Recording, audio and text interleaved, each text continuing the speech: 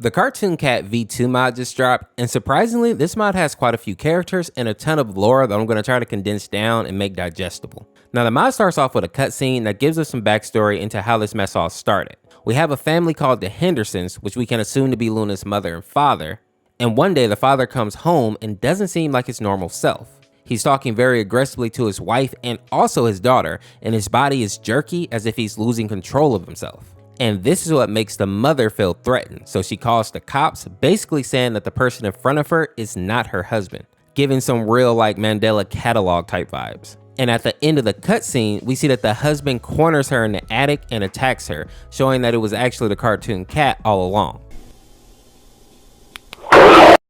Now some of you may be confused by this, but the cartoon cat does have the ability to change its shape, and while the new form isn't flawless, they can pass if the person doesn't know who they are. The reason that this doesn't work, of course, with the wife is because the wife is going to know that her husband is off in some way, right? They've been together for a while. Something else that people were curious about was the woman's voice that comes on the phone after the mother is speaking with the police officer. Or I guess if we're being technical, it could just be like an operator. What?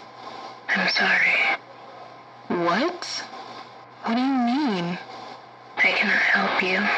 Now, as of now, my theory is that the speaker was Luna, but like an adult version of her. And this plot goes pretty deep, so I'll speak more about this when we see Luna again later after her little time skip. Now, let's move on to boyfriend and girlfriend and how they ended up in this situation, starting with this cutscene. It's been a while. Do you like the place I chose? It's similar to the last time, but it's bigger, quieter, and abandoned. Perfect. Another rap battle. No, no, no, little boyfriend. Things will change. Third time's the charm. I got you all alone now. No more games. It's time to finish what I've started, and no one will hear you scream. Hey! I'm glad you like my property! Huh? Now, as you can see, this mod gives us a throwback to when Monster was trying to eat boyfriend and girlfriend, but this time he made a mistake by trying to actually get his revenge on them in an abandoned mall, which is the place where the cartoon cat likes to reside. And while it's hard to say how powerful Monster truly is, I know for sure that the cartoon cat is the strongest creature that Trevor ever created. And as we'll see later in this mod, he has the power to even destroy the world. And just as a side note, before the rap battle between the cat and boyfriend begins, we get a QR code that actually takes us to this Google Drive with the image of Luna with her adopted parents, and then also showing the grave of both her mother and her father, which kind of confirms that they both are dead. Now, as boyfriend and girlfriend are battling the cat, we see that there are some soldiers in the background watching and waiting for their chance to actually stop him, because they believe that this cat has the power to tear apart reality. And apparently this is all happening because boyfriend decided to get into a rap battle with him, which seems kind of odd because boyfriend and girlfriend didn't really start this. I feel like Monster really did. With that being said though, we also get another confirmation from the soldiers that Mr. Henderson is dead, and more importantly, they say with his death, they lost all the information that they had about how to stop this creature. And I assume that that's the reason that Luna is so important in the lore here, and also the reason why she's being stalked by Siren Head. It seems that the monsters have some type of understanding that Luna will eventually inherit like Mr. Henderson's ideas or his memories, so they're basically trying to stop her now while she's young. Now, for those of you that are confused as to why the cartoon cat doesn't just kill boyfriend and the guards right away, the answer is simple. This character is like a real-life cat, and he loves to play with his prey before finishing them off. And as the cat will reveal in this mod, he usually wins the games that he plays, but in this case, boyfriend is actually getting the better of him, which is why we see this scene.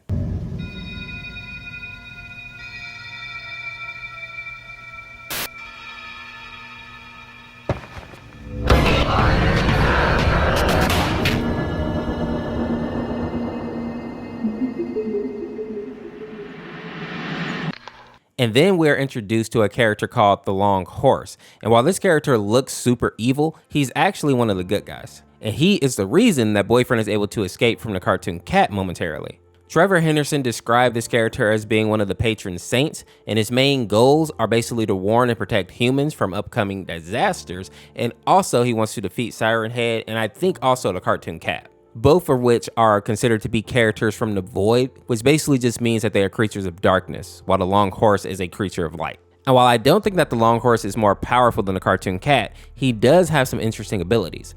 The first being that he can predict bad events before they happen, he can teleport, he can also enter a person's dream in order to give them a message or to warn them, and this is actually what the soldier was freaking out about in the cutscene. And lastly, this creature can basically extend its body infinitely, and basically defy physics, which is why it just floats around like that. A fun fact that I found when reading Trevor's bio of him is that you technically can ride him, but he will find it so disrespectful that he will probably buck you off, which I just think is kind of funny. Now, that being said, the long horse does buy boyfriend some time, but the cartoon cat does make another appearance and is now looking absolutely deranged. And after this, he has a short monologue where he talks about being tired of these soldiers trying to stop him and him being able to destroy the world and move on if he chooses to.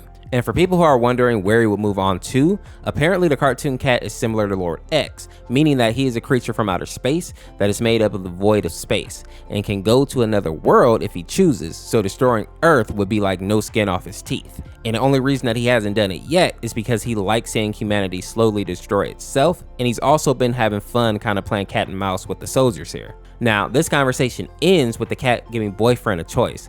He can have a third rap battle where the cartoon cat will bring more cursed illustrations into the world, or boyfriend can die instantly. Now, if you choose option 2, the cat will literally rip you apart. So obviously, like, you just better choose option 1. And after this, we see another cutscene with Luna, who has a view of what is actually happening to the world and is also still being pursued by Siren Head. I heard a rapper and his girlfriend they speak of. How is he mentally wrong to challenge something like the cartoon cat? Do they even know what they're dealing with? If he didn't challenge it and did a stupid rap battle, all of this wouldn't have happened. Who's there? How do you know this stuff about me? You're scaring me. Wait. No. Now, while Luna is running for her life, we cut back over to Boyfriend to see his final battle with Cartoon Cat. And once the cat transforms, the mall is basically destroyed and we are able to see the state of the world. Now, in the next part of the song, we see a character called Cartoon Dog that is holding girlfriend by the legs. And while there isn't a lot of information about this character, we do know that he is the same type of creature as the cartoon cat. And while he may not be as powerful, he is still very evil and seems to act as like a bit of a sidekick. And the next part of the song is also interesting because we get to see them take on the form of boyfriend and girlfriend. And this gives us an idea of what Miss Henderson was looking at in the cutscene at the start of the mod. It's obvious that the cartoon cat has taken the form of boyfriend, but it also looks creepy and unnatural. So it's easy to tell why the wife wasn't fooled by the cat in the beginning. Now, once boyfriend wins, the cat kicks him and girlfriend out of the mall and they are left in darkness and we are sent over to a mini game. You seem to be playing as a younger version of Luna and she's in her home. And I assume that this is what happened after the mother dies in the first cutscene of the mod. Luna basically has to collect 4 items while avoiding the cat, which isn't too hard considering that he plays music whenever he's near you.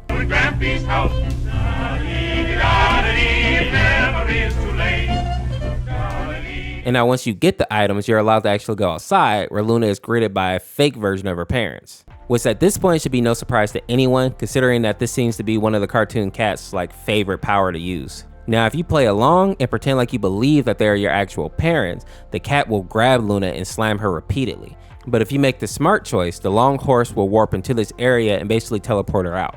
Now, after that, we're sent back to girlfriend and boyfriend's point of view, and they are met by a character named the Man with the Upside Down Face. And he says this. Remember to take a deep breath when the bridge starts to break, boyfriend. What? You will understand later. I will be there, watching everything. And this is basically just him foreshadowing something that's going to happen on that bridge later in the mod. Now, from what I know of this character, he is called the patron saint of car wrecks, natural disasters, and misery. He's basically a creature that takes the form of a man and feeds on the pain and negative emotions of people in general, which of course is why he only appears right before or during a huge disaster. This also explains why he's standing in front of a flaming car in the mod. And while this guy's not on par with the cartoon cat in terms of power, he is just as evil as the cat, and it was confirmed by Trevor that this man is his pettiest creation, which adds another layer to how dangerous he is as a character. And for those of you that are curious, some of his more interesting powers include invisibility, teleportation, immunity to pain, and he doesn't age, and he can force people to dance until they faint. Now, after that battle, we finally get back to present day Luna. I think I've lost him. For now. Look at how far your creations have come, Trevor. I know you're not the one to blame here, but this has gotten way out of hand. And I swear to God, if I find that fucking rapper, I am going to— Hello? I like that cutscene because it shows some of the creatures that are roaming the earth now, and we also get to see that Girlfriend definitely isn't evil, which is a callback to the original FNF game. In many mods, Girlfriend has been showcased as being cruel, but in this mod, she has the opportunity to really hurt Luna, and she would have been justified to a degree, but she just decides to basically give her a tap on the head, which is a pretty light response when somebody tries to cut your boyfriend with a glass bottle. Now, with the next song, we actually get to see Siren Head finally get a chance to battle after Girlfriend yells at him, thinking that he was Luna's father. Now, most of you are probably familiar with Siren Head. Trevor released him back in 2018, and once game developers got word of him, the game started coming like hotcakes, which helped get his name out there for real. And some interesting facts about Siren Head is that even though he is huge, he isn't as dangerous as one would think, and he is easier to fight than most of Trevor's other creations. And I think if it came to it, Girlfriend probably could take out this monster with medium difficulty. The thing that makes Siren Head dangerous, especially to regular humans, is that even though he's huge, he can move in complete silence. He also has the ability to blend in with trees, which is why he likes to hang out around the forest. He also has the ability to mimic other people's voices, which we can see him do in the mod, which is why Girlfriend believes that he is Luna's father. What are you doing? I just want to talk to your daddy. That's not my dad! That's the son of a bitch that's been chasing me all day! I need to talk to your fucking daddy right now! And the most obvious thing is that since he's a giant, he has some crazy strength. The good news is that blades and guns seem to be effective against him, so it's obvious that he's not invincible. Now, the main story starts to wrap up after this battle with Siren Head and Boyfriend falling into the water, but there is a scene after this that really rubbed people the wrong way. And that is when the mod does a time skip and we see a naked 18-year-old version of Luna. People didn't like this because they felt like the development team was just pandering to creeps or doing some weird fan service type stuff, but they did explain why they added this into the mod. They simply wanted to do a time skip, first of all, and turn Luna into a night person, secondly. And for those of you that don't know, a night person is like a kind of creature from Trevor's illustrations. The night people are very similar to Titans from Attack on Titan, actually. They look like regular humans, but they're just way taller. The shortest one being around 9 feet tall, and some of them being able to get even larger than Siren Head. And just like Titans, they don't have any genitalia, and they have a desire to eat humans. They will either hide behind trees or inside buildings or behind buildings until people get close enough to actually lash out at them, or they will just run you down because it's unlikely that you can outrun somebody who's 15 feet tall. Honestly, I just wish there would have been more explanation like in the mod for why Luna came back as a night person. I understand that she's supposed to inherit all of the knowledge that Henderson had, but I don't understand why we needed the time skip for that. It kind of gave off like Terminator vibes, but without the proper setup to make it make sense. Now, there are a few characters in the free play that I want to talk about, and the first is going to be the Fetid King.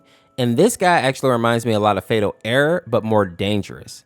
He's basically a monster that acts as a computer virus, and there is no way to predict what device he's going to try to corrupt. And once he's inside, there's nothing people can actually do to really stop him.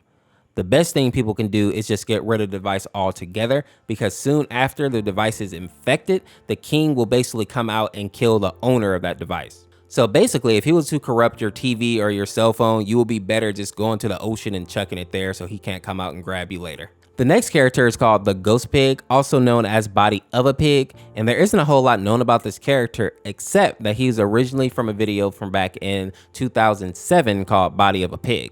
We also know that he likes to live in abandoned buildings and he has the ability to speak. And now this leads a lot of people to believe that the Ghost Pig was originally human and slowly became this abomination over time. The next character is called the Lamb, and I think this thing is the evolution of the Little Nugget, which is the little guy that has been helping us throughout the mod. And just like Little Nugget, this guy is basically a flesh monster. And while it isn't technically evil, it does crave human flesh, which I know is a wild thing to say. The good news here though is that he seems to only go after people who have done some type of evil deeds. And if you're a good person, he won't pursue you, and as long as you stay away from him, he won't actually do you any harm. And as far as ability goes, this creature has psychic abilities and can actually possess people if he hits you with like a psychic blast. And this is why we see girlfriend shield boyfriend in their rap battle. Next we have the bridge worm, and this is the creature that freaks me out the most. The worm basically makes its nest under bridges or overpasses that are in the middle of nowhere and tries to lure people in when they're driving or walking alone. It has a flap of flesh over its real face that is supposed to mimic a normal person's face, but the mask is so unrealistic that it actually makes the worm look more monstrous. And even though no one has found a way to kill it yet, as long as you don't get close to the bridge outside of your vehicle, you're likely going to be fine. I think this thing just creeps me out because it looks so disgusting. Now we also have a few random characters in the mod like Cheddar here, and Cheddar is interesting because he's not based off any type of creepypasta or urban legend. He's actually based on a piece of artwork that was found on display at a school, and it was basically this clay version of Mickey that was stuck on a wooden plank, and inscribed in the wood was the words, "Father, I crave cheddar." And I think the reason that this Mickey stood out to so many people is because the creator made his body so lanky and his mouth so elongated that people were just disturbed by the image. And I think we all can agree when something is creepy or kind of weird, people automatically will gravitate towards it. The next character is called the Weeping God, which is like a troll face character. And I believe he was made specifically for this mod. I think he was inspired by the troll called Lone World Troll, but I can't really be sure. I just see that he looks a lot like that character. Now we also have another troll character called Corruptus battling against the cartoon cat, which is not a fair fight at all, as we can actually see in his game over screen.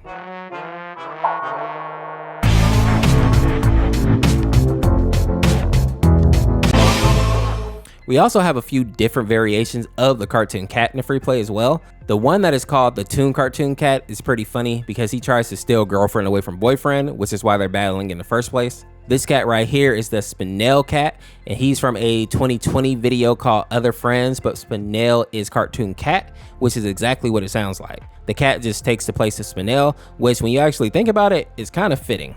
We have this character here that is called Leo Vincible Cartoon Cat, and he was created by the horror artist by the same name, which is why he looks so creepy actually. And of course we have cartooncat.exe, which is obviously a parody of Sonic.exe. Now with that being said, if you enjoyed this video, make sure to check out this video on the screen here, subscribe today to become a member of the Orseofkorse, and we'll see you tomorrow with another one. Peace, peace.